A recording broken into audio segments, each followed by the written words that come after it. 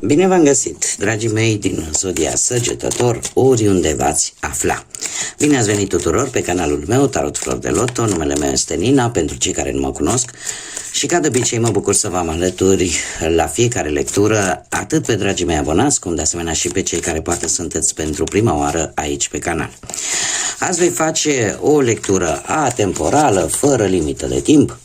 O lectură pe care voi să o puteți urmări oricând doriți sau atunci când apare în viața voastră. Desigur, dragii mei, un aspect important de care trebuie să țineți cont, și anume faptul că voi vă construiți viitorul, așa că vă rog din suflet să luați decât acele mesaje care rezonează cu voi, iar restul lăsați-le să zboare în univers, pentru că sigur sunt pentru alte energii, alte persoane care, într-o mai mică sau mai mare măsură, au o legătură cu Zodia Săgetător. De asemenea, dacă nu veți rezona cu această lectură, nu face nimic, puteți viziona celelalte zodii sau celelalte lecturi atemporale pentru Zodia Săgetător, pe care eu deja le-am publicat și pe care le veți găsi în cadrul listei care se numește Tarot 2025. Sau puteți urmări, cum am mai spus, celelalte zodii care pot reprezenta pentru voi poate ascendentul, Luna, Venus sau oricare altă planetă importantă din harta voastră astrală. Așa că, dragilor, toți cei care aveți Soare, Lună, Venus, ascendentul în Zodia Săgetător, această lectură este de asemenea și pentru voi. Și haideți să vedem care este situația actuală pentru dragii mei din Săgetător. Și avem ce este în favoarea voastră, inamici. Haideți să vedem despre ce este vorba. Îl avem pe Marte, avem semnul peștilor și încă o carte, te rog. Și o schimbare. Dragilor, se pare că în favoarea voastră, paradoxal, îl avem pe Marte. Îl avem pe Marte care îți dă o energie în plus, care îți dă o ambiție foarte mare și un mecanism foarte bun de apărare.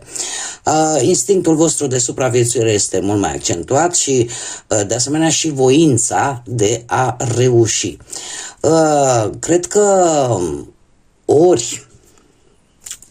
revenind la simbolistica cărții, în afară de faptul că l-avem pe Marte, avem inamicii care îmi vorbesc de anumite atacuri, anumite răutăți, o anumită ipocrizie din partea unor persoane care, se pare, ori voi le-ați descoperit și în felul ăsta a devenit cumva benefic pentru voi faptul că v-ați dat seama sau faptul că ați știut cum să vă protejați împotriva tuturor acestor agresiuni, răutăți, ipocrizii, da? Sau poate ați reușit să descoperiți care vă sunt rivalii și în felul ăsta ați știut exact cum să acționați și ceea ce trebuie să faceți într-o anumită situație, indiferent de ce aspect al vieții vorbim. Cumva, ce este în contra voastră, și avem semnul peștilor, ori o persoană care este relaționată cu acest semn de apă, ori cumva ce ar putea juca un rol, să zicem așa, potrivnic pentru voi, cumva să împrumutați din caracteristicile acestei zodii, adică să absorbiți acea ură, acea răutate din partea celorlalți și în felul ăsta să vă adânciți într-o situație deloc bună pentru voi. Se știe foarte bine că Zodia Pești, ca și caracteristici, are acest efect de burete de a absorbi tot ceea ce este negativ, toate energiile negative și de multe ori de a nu riposta, de a rămâne în niște situații destul de negative, tocmai pentru că parcă n-ar vrea să deranjeze pe ceilalți, parcă n-ar vrea să facă rău la ceilalți. Dar este o latură, ca să zic așa, o caracteristică mai negativă a Zodiei Pești și cumva asta e posibil să vă joace un pic în contra. Da? Așa că mare grijă cu acest aspect. Da? Nu trebuie să permiteți și trebuie să puneți limite. Acolo unde voi simțiți că ceva nu este în regulă, nu trebuie decât să absorbiți acea energie negativă, acele lucruri negative și să nu luați nicio să nu puneți limite, da? Și să spuneți până aici. Care este surpriza voastră? Care este concluzia, ca să zic așa? Avem schimbarea. Toate aceste lucruri nu vor face altceva decât să aducă o schimbare în viața voastră. Și avem planeta Mercur, care îmi vorbește de o inteligență mai bună, o comunicare mai bună, felul în care voi veți vedea lucrurile de acum înainte va fi total diferit, veți avea acea agilitate mentală care să vă ajute să vă rezolvați anumite situații, cum de asemenea unii dintre voi e posibil să observați anumiți membri din propria familie și implicarea lor într-o anumită situație, într-o anumită problemă. Cert este că voi veți avea parte de o schimbare de mentalitate. În primul și în primul rând, veți vedea lucrurile altfel, le veți judeca altfel și această schimbare de mentalitate, eu zic că va fi una bună pentru voi, ținând cont de faptul că veți ști exact cam cine este cu voi și cine este împotriva voastră. Ce ar mai fi de spus? E posibil să modificați de asemenea anumite lucruri sau modul în care acționați sau în care ați acționat până în acest moment. Da? Apar modificări. Haideți să vedem pe plan profesional ce ne spune tarotul. Ce vine pentru dragii mei din Săgetător. Ei, dragilor, ce v-am spus? Schimbări bruște. Bun. Avem o situație cu judecată aici pe plan profesional, pe planul carierei, care îmi spune că ai fost destul de bine valorat în ultima perioadă, efortul tău a fost vizibil și chiar dacă e posibil poate la locul de muncă sau în anturajul tău profesional să fii avut parte de anumite prejudecăți sau de niște păreri greșite vis-a-vis poate de anumiți colegi sau poate ai contribuit la anumite discuții și la anumite prejudecăți legate de alte persoane la locul de muncă, ori cu colegii, ori cu șefii.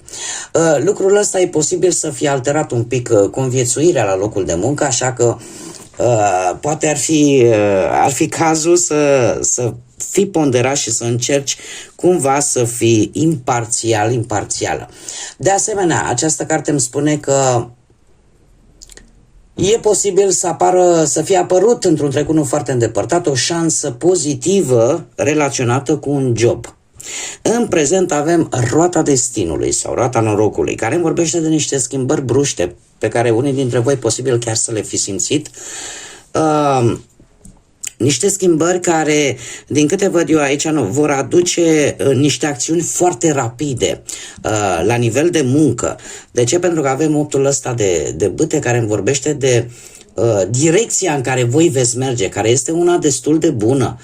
E posibil să apară niște rezultate foarte rapide legate de jobul vostru, de afacerea voastră sau de faptul că unii dintre voi poate așteptați să primiți un job. Da, sunt niște răspunsuri foarte rapide și care ți-ar putea indica că direcția este una bună. E posibil să apară propuneri de joburi și, cum am mai spus, niște răspunsuri atât de rapide la care nici măcar nu te așteptai. Haideți să vedem cu finanțele. Cu finanțele cum stați. Dragilor, finanțele voastre vor trece printr-o transformare, dar haideți să luăm cu începutul. Avem un nou de cupe, o realizare pe care ați avut-o într-un trecut nu foarte îndepărtat.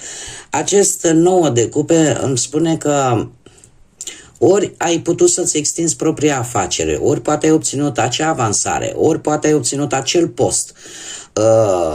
în urma poate unui interviu, da? Sau în urma unor documente pe care probabil le-ai depus.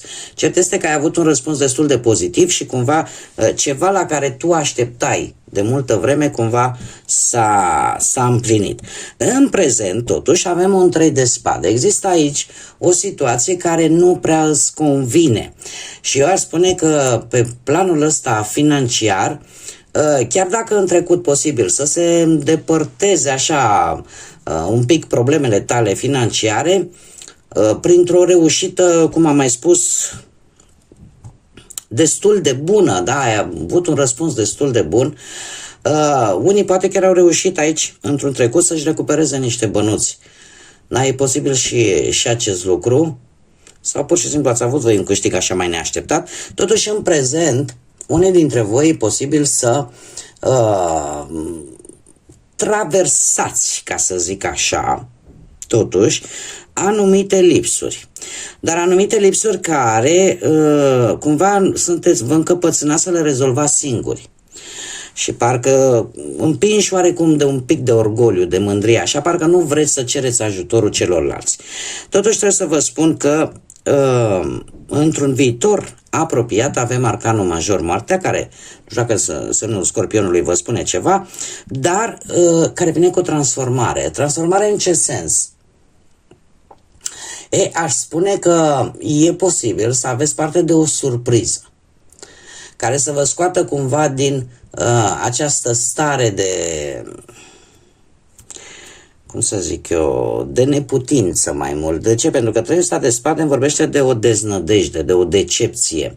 E ca și cum ai zice, domne, parcă nu mă așteptam. Eu mă așteptam să meargă lucrurile bine. Ceva se întâmplă aici care pe voi vă dă un pic peste cap din punct de vedere financiar. Totuși apare, cum am mai spus, acest arcan care îmi vorbește de acea transformare venită în urma hazardului, acel câștig total neașteptat, da? Și aici pe tine te va face să îți dai seama că o etapă, un ciclu, cel puțin pe partea asta financiară, se termină și începe un altul nou. Și uite, ca să totuși să vedem, să întărim, ca să zic așa, această parte financiară, haideți să vedem.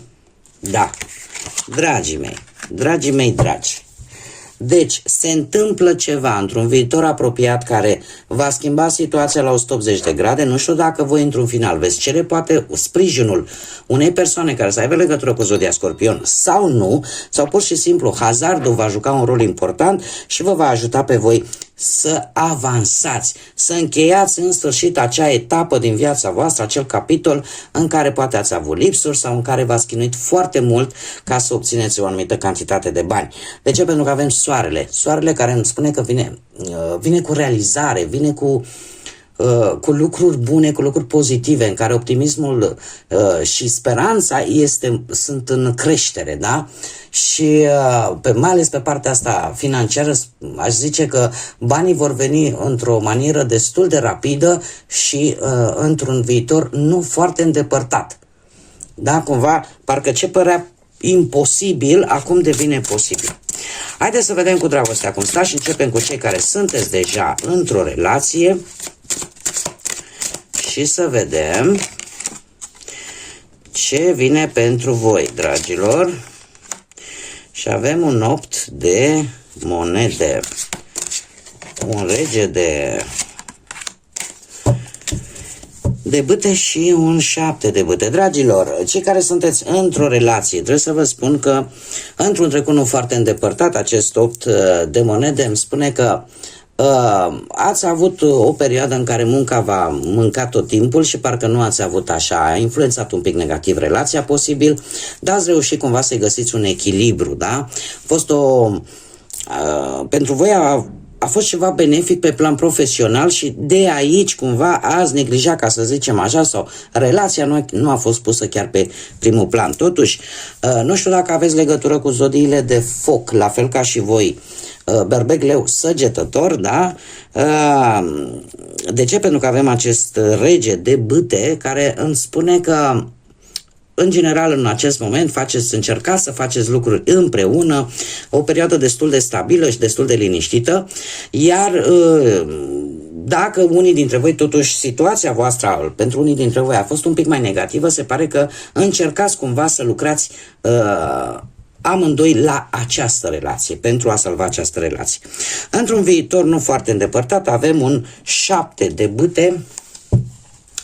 Un 7 de bâte care trebuie să vă spun că sunt anumite persoane destul de invidioase, poate pe relația voastră, poate pe realizările pe care voi le aveți în relația voastră și o să-și cam bage coada. Problema este că sunteți dispuși atât voi cât și perechea voastră să luptați cu toate aceste lucruri, mai ales pentru că voi aveți un lucru important pe care probabil ceilalți nu l-au.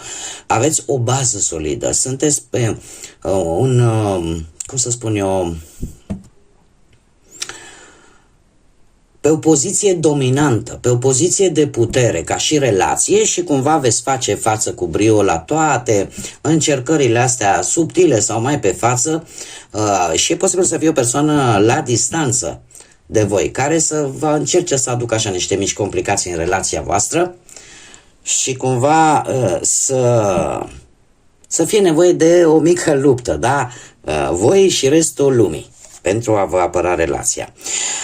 Mergem mai departe. Cei care sunteți singurei în urma poate a văduviei sau poate a divorțului sau a separării sau pur și simplu a faptului că nu ați reușit până acum să vă găsiți jumătatea. Și avem un 9 de spade. Dragilor, voi ați traversat unii dintre voi, desigur cei care se vor regăsi în aceste mesaje, ați traversat o perioadă destul de neagră într-un trecut nu foarte îndepărtat cu acest 9 de spade. Cumva, nu știu, ori că ați avut încredere foarte mare într-o anumită persoană și lucrul ăsta ți-a cam creat probleme pentru că ați acordat-o fără luptă, ca să zic așa, această încredere. Și cum îmi place mie să spun, încrederea nu vine din fabrică, ea se câștigă, voi ați cam oferit-o probabil așa pe tavă, iar asta nu v-a adus decât nopți nedormite și o stare de anxietate, posibil de ușoară depresie sau de stres. În prezent avem un cavaler de asemenea de spade, după cum bine vedem, sunteți foarte afectați la nivel mental. Da? Mentalul vostru este un pic șubrezit. Avem un cavaler de spade care îmi spune că ar trebui să încerci să ieși din această angoasă, din această stare de stres. De ce? Pentru că ți se va face justiție într-un fel sau altul, da? Indiferent că această justiție este terenală sau spirituală, da? De ce? Pentru că acest cavaler de spade practic te îndeamnă să treci la acțiune, pentru că dragostea, iubirea, indiferent de vârstă, am persoane care îmi lasă în comentarii și zic, Doamne, am 70 de ani, Doamne, ce mai trebuie mie? Nu mai... Da, e o chestie, una e când nu mai îți dorești și alta e când nu mai speri. Cum de asemenea am avut persoane care mi-au lăsat comentarii și mi-au spus, nu credeam că la 73 de ani am să mai găsesc iubirea. Deci niciodată să nu spuneți niciodată vorba lui Shakespeare. Deci, asta dacă sper că nu mă înșel și din câte mi-aduc aminte, cred că Shakespeare a zis-o, dar trebuie să știți că trebuie să treceți la acțiune. Cu acest cavaler de spade este probabil momentul în care iubirea poate să se îndrepte către tine dacă tu ești în căutarea iubirii, doar că cumva trebuie să parcurgi și tu jumătate de drum. Nu știu dacă zodiile de aer au vreo legătură cu voi. Cer scuze, Gemeni, Balanță sau Vărsător. Iar într-un viitor apropiat avem Justiția, semnul Balanței, un alt semn de aer, care îmi spune în felul următor, că poți cunoaște pe cineva, da, într-un viitor apropiat, care poate să aibă legătură sau să lucreze în domeniul justiției sau să lucreze într-o instituție a statului, da, într-o instituție unde nu știu, prin birocrație sau nu neapărat. Poate să lucreze într-un spital, la poliție, la oriunde, în general, instituții care țin de statul respectiv unde voi vă aflați. Acum, dragilor, dacă sunteți interesați și vreți să știți un mesaj, un gând pe care persoana dragă vouă sau persoana voastră de interes îl are în sufletul, în gândul său și nu poate să vi-l spună, puteți să vă gândiți în acest moment la această persoană și ori alegeți un număr de la 1 la 3, pentru că voi scoate 3 mesaje, ori pur și simplu lăsați intuiția să vă ghideze și să vedeți cam care ar fi gândul sau mesajul acestei persoane pentru voi sau vis-a-vis de voi. Și haideți să începem să scoatem cât un mesaj. Și avem primul mesaj care ne spune: oare mă vei putea ierta pentru toată mizeria pe care am făcut-o? Pentru toate lucrurile rele pe care le-am făcut? Al doilea mesaj: oare acest lucru se va termina sau se va schimba? Oare se va schimba ceva? Deci, încă o întrebare. Deocamdată avem numai întrebări. Și încă un mesaj. Da? Sunt obsedată de tine. Bun, și acestea au fost mesajele. Haideți să mai scoatem un mesaj general pentru voi, dragilor, din Săgetători, din Grădina Magică. Și haideți să vedem ce mesaj are Grădina Magică să ne dea pentru dragii mei din Săgetători. Un mesaj, te rog. Chiar 2. Și avem începuturi. Nu-ți fie frică să începi cu pași mici. Da? Adică nu trebuie să te grăbești și să crezi, domne, dacă nu are amploare încă de la început, înseamnă că nu o să fie bine. Nu, în general, nu, ca și esențele tari care se țin în sticluțe mici, așa e și cu începuturile astea care încep așa pas cu pas. Important e să avansezi. Cred că asta este cel mai important. Și al doilea mesaj pentru voi, dragilor, este succes. Înflorește indiferent unde ești plantat. Este un mesaj care îți spune că indiferent unde te afli, că indiferent ce faci, poți să strălucești, poți să înflorești, pentru că ai această capacitate. Se spune despre zodia Săgetător că este aventurierul și curiosul zodiacului. De ce? Pentru că sunteți, prin caracteristica voastră generală, niște curioși, niște oameni care în permanență le place poate să călătorească sau vă place să știți cât mai mult, să vă documentați cât mai mult, așa că aveți, pentru a avea succes, nu contează unde vă aflați, atâta timp cât dețineți informația necesară, atâta timp cât aveți curiozitatea de a cunoaște și de a afla mult mai multe lucruri, atunci nu are cum să nu aveți succes. Bun, dragii mei, aceasta a fost lectura pentru voi. Eu vă mulțumesc tare mult pentru atenție. Vă invit cu mare drag să vă abonați pentru cei care încă nu s-au abonat și poate ați rezonat sau poate v-a plăcut această lectură. Eu vă aștept cu mare drag aici pe canal. De asemenea, mulțumesc tuturor celor care au contribuit de-a lungul timpului prin comentarii, prin distribuiri, prin like-uri în dezvoltarea acestui proiect minunat pe care eu l-am început aici pe YouTube. Așa că mii de mulțumiri tuturor și de asemenea nu uitați în continuare să vă oferiți acest suport care până la urmă este gratuit, ține decât de voința voastră dacă vreți sau nu să o faceți. Oricum eu vă mulțumesc anticipat pentru toate aceste lucruri și dorindu-vă multă energie pozitivă, multă înțelepciune, multă ambiție și multă lumină în suflete și în gânduri, numai bine vă doresc, chiar până data viitoare când ne vom reîntâlni, să fiți iubiți, dragilor!